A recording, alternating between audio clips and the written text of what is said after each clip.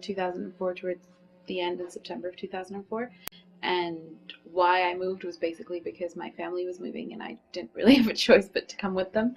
And my immigration experience was it was pretty difficult actually, because I went into high school and I went into a year where everybody was like almost graduating, and high school not necessarily the friendliest place. So I had a pretty rough time when I first came to Canada, and I really, really hated it and really wanted to go back for about a year and a half. And then I was okay. Like once I was sort of towards the end of grade 12, I was like, okay, well, moving on. So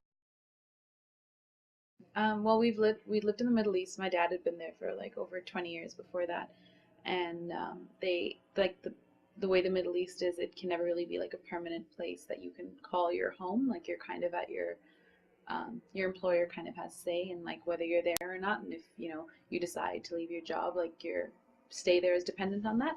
So it was never like a permanent thing. So I think that was always like playing on their minds too. And then also my sister is actually Down syndrome, and so there was very, very little opportunity for her there. And everything, like all the provisions that were there, were in Arabic, and obviously like our family doesn't speak Arabic. We don't communicate in Arabic at all. And so it was just as she was growing older, like we realized that we really needed to move to like actually give her opportunities to be herself and develop. So that was actually probably the main reason. Well, to be honest, I didn't like I personally didn't go looking for anything because I kind of went into like a school environment. So I don't know that I necessarily looked to government for any sort of assistance. I mean, there was nothing that we didn't ask for that just was there, like welcome kind of thing, apart from the immigration check at the airport, which was pretty harrowing. But apart from that, there wasn't really anything. And like I mentioned before, my sister is Down syndrome, and so for that, like there's been a lot of governmental like assistance, and like and in that sense, like I think um like it's Canada's really welcomed us in that sense because she really has like had a chance to develop. And so when I see her, like it's just like okay, like that's kind of what this system is really good for, like helping people integrate. And maybe I didn't have the same experience, but I was able to adjust, whereas for her it would have been a lot more difficult to adjust without that help and without that assistance. So I mean it's give and take. I don't yeah. It was a number of things. I think it was also like 16 is kind of it's a very difficult age to move, and especially when you've lived somewhere your entire life and you know that in like not very many people go to university in the Middle East. Like typically people leave for, the US or Canada or the UK or Australia. And so you know that you're going to be leaving in a year and a half, 2 years anyway. And so then to have to leave before, like I think just I was kind of bitter about like I didn't want to move at all. Like I didn't see the reason for me personally.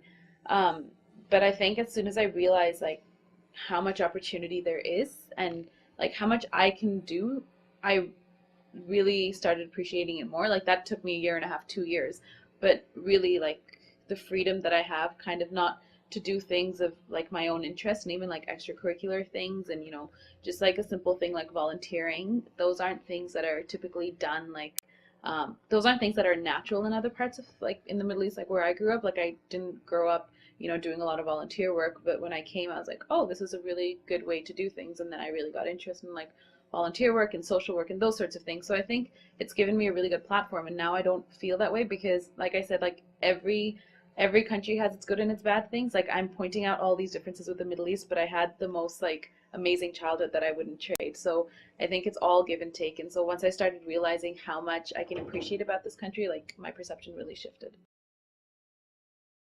Yeah, I do, and it's been 5 years now, which sort of the grand scheme of things isn't a long, long time, but it is. I think it is long enough to feel like you belong, and I think living at university has made a significant difference because you kind of have to start by yourself and create your own relationships, create your own impressions of people, as well as sort of see what people think about you, and you find your own feet to a large extent when you're in university. And so I think that's been a big thing. Like while I was in high school, I felt really unsettled and kind of for the whole 2 years I didn't really have any attachment to the place. But the 1.5 years now, but 3.5 years into university, like it's really, I do feel like I belong. Like obviously I still feel um like I can't say that I don't feel like I'm an Indian. Like if someone asks me, where are you from, I always say, oh, like I'm from India and I'm from Canada as well. So I do say that, but so I do have kind of an allegiance to both countries, but I do definitely feel like I belong. And I think, like I said, like once you realize like what you can do in a certain place and what you can give back and in whatever way that you can, then that's where you kind of find your feet in a country. And then, I mean, some of the costs, there are costs. I mean, the snow is definitely like a big cost. And then also just culturally, like there are times when you sacrifice your own culture. Like although like I am Indian and I'm very Indian in a lot of my ways as well. And there is like a basic Canadian culture that everyone ascribes to in the public sphere. And I don't think that's deniable, and I don't think you can really look past that. Like, and I don't think, and maybe it's not even necessarily a bad thing, because if you have people from all over the world coming and you need something to bind them together, it has to be the local culture, and you're coming to this place. So one thing that I do find in Canada is like people are very individualistic, and that's just again like that is a cultural thing, but that was probably one of the things that took me the longest time to adjust to and not to realize. And initially to me it was always like, why are you so selfish? Like that was the perception. But as I've grown in this society, I've realized that I've become more like that as well.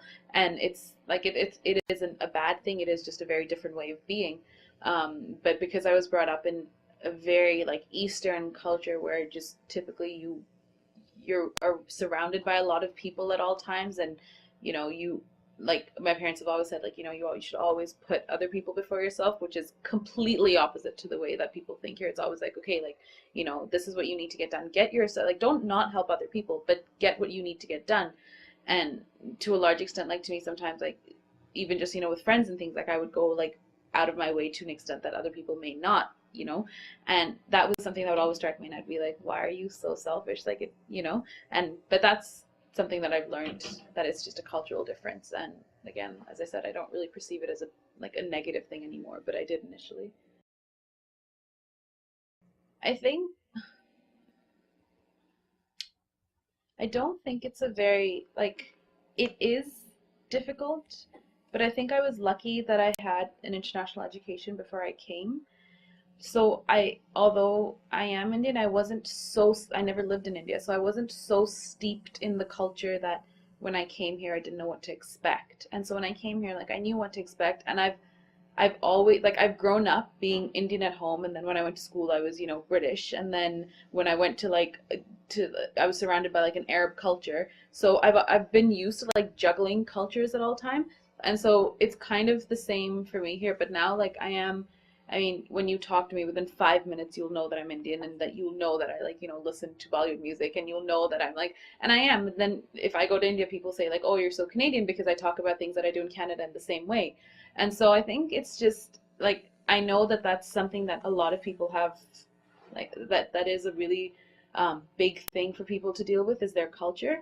But I think like I guess to an extent I feel lucky that I had not only the language and the accent almost when I came, and then now like my accent's a little bit strange. It kind of changes depending on who I'm speaking to, and it's not something I do consciously. It's just because I've grown up doing that. Like I've grown up having a British accent at school and an Indian accent at home, and that sounds bizarre to people, but it's just the way that I've always done things. And so to me, it was kind of natural. It's just like, oh, here's one more culture to like add into this. So I think the only like one big difference is that when you're in the Middle East, you're not assimilated into Arab culture. You are an expatriate in the Middle East. So like our family friends were all Indian. Like you were in that Indian community, just planted in a different part of the world. Whereas I feel when you come to Canada, you're assimilated into the culture a lot more, and so it steeps much more into your like day-to-day dealings. Like I lived in the Middle East for 16 and a half years, but I couldn't conduct a conversation with you in Arabic. Like that's pretty shameful, but it's true because I never needed to. So, I think that's like one big difference. So my immediate future plans don't involve staying in Canada, but I do intend on coming back.